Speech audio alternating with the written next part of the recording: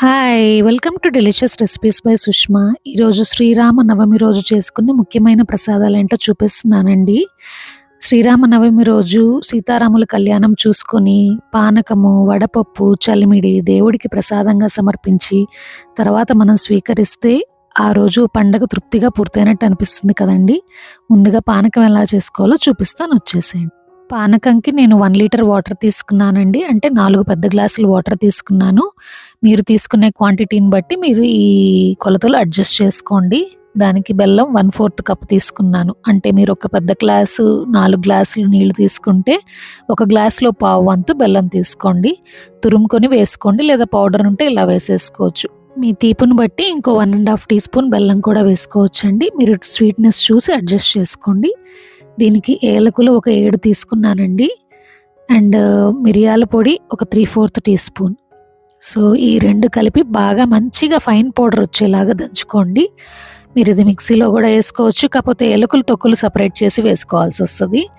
So ఇలా బాగా కొంచెం దంచుకున్నాక మీరు తొక్కులు సపరేట్ చేసేసేయండి. మళ్ళీ మనం పానకంలో వేసుకోవచ్చు. సో మిగతా అదంతా మంచిగా ఫైన్ పౌడర్ లాగా చేసేసుకోండి. సో ఇలా మంచిగా చేసుకుంటే మీకు పానకంలో కలిసిపోయి బాగా తాగుతున్నప్పుడు రుచిగా ఉంటుంది. సో ఇది మొత్తం ఈ లోపల బెల్లం కరిగిపోయింది కదండి. మనం చేసుకున్న పౌడర్ అంతా ఈ పానకంలోకి వేసేసుకొని బాగా మిక్స్ చేసేసుకోండి. అండ్ ఈ తొక్కులు కూడా మనం సపరేట్ చేసినవి వేసేసుకోండి, టేస్ట్ బాగుంటుంది. అండ్ సాల్ట్ కొద్దిగా వేసేసుకొని బాగా కలుపుకోండి. అంతే అండి, పానకం రెడీ. అండ్ నెక్స్ట్ మనం చలిమిడి ఎలా చేసుకోవాలో చూపిస్తున్నానండి. దీనికి నేను పొడి బియ్యపిండి తీసుకున్నానండి. అంటే మనకు షాపుల్లో దొరికే బియ్యపిండి 1 కప్ తీసుకున్నాను. 1 కప్పు బియ్యపిండికి 3/4 కప్పు బెల్లం పడుతుంది. తురుముకొని వేసుకోవాలి, లేదా పౌడర్ ఉంటే పౌడర్ వేసేసుకోవాలి. సో ఈ 2 మిక్స్ అయ్యేలాగా బాగా కలుపుకోండి. మీరు ఒకవేళ తడి బియ్యపిండి తీసుకోవాలనుకుంటే 1 కప్పు బియ్యం 4 గంటలు నానబెట్టి నీళ్లు వంపేసి మిక్సీకి వేసుకోవాలండి.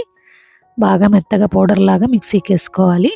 సో అందులో సేమ్ క్వాంటిటీతో బెల్లం కలిపేసి మీరు ఇలా చేసుకోవాలి. సో ఇది పొడి బియ్యపిండి కదండి, ఇంకా మనం డైరెక్ట్గా ఇలా కలిపేస్తున్నాము.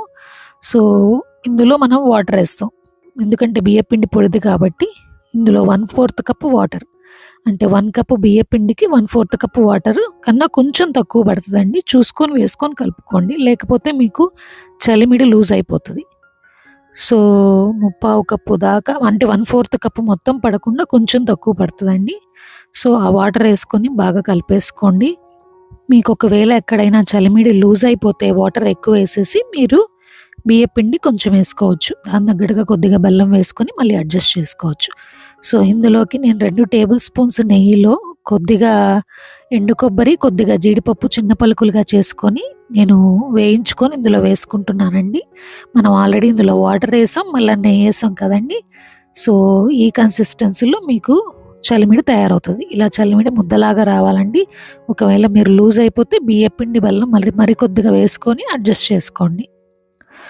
సో అంతే అండి, చలిమిడి నెయ్యి వేసినందుకు వల్ల మీకు మంచి టేస్ట్ వస్తుంది. అండ్ ఎండు కొబ్బరి చిన్న చిన్నగా జీడిపప్పులు అక్కడక్కడ తగులుతూ చాలా టేస్టీగా వస్తుంది చలిమిడి. చూసారా, ఇలా ముద్దలా ఫామ్ అయింది కదండి, అంటే చలిమిడి.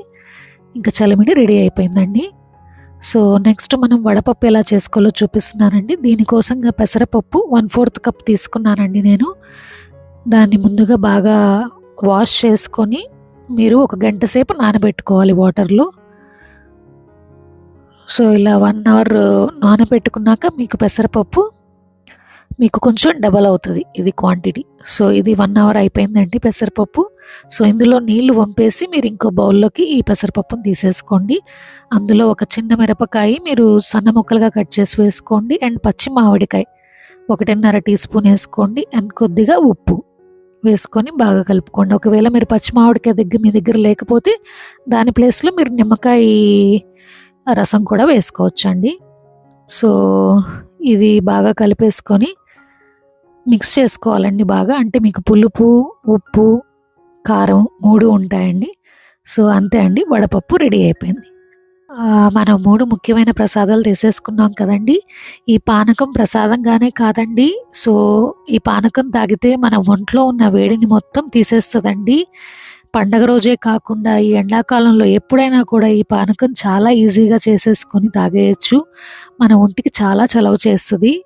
సో, ఈ రెసిపీ మీకు నచ్చినట్టయితే లైక్ చేయండి. మీరు పండగ రోజు చేసుకొని ఎలా వచ్చిందో నాకు తప్పకుండా కమెంట్ చేయండి. అండ్ మన ఛానల్‌కి సబ్స్క్రైబ్ అవ్వండి. మళ్ళీ నా వీడియోలు మిస్ అవ్వకుండా బెల్ ఐకాన్‌ని కూడా ప్రెస్ చేయండి. నెక్స్ట్ వీడియోలో కలుద్దాం. Until then bye.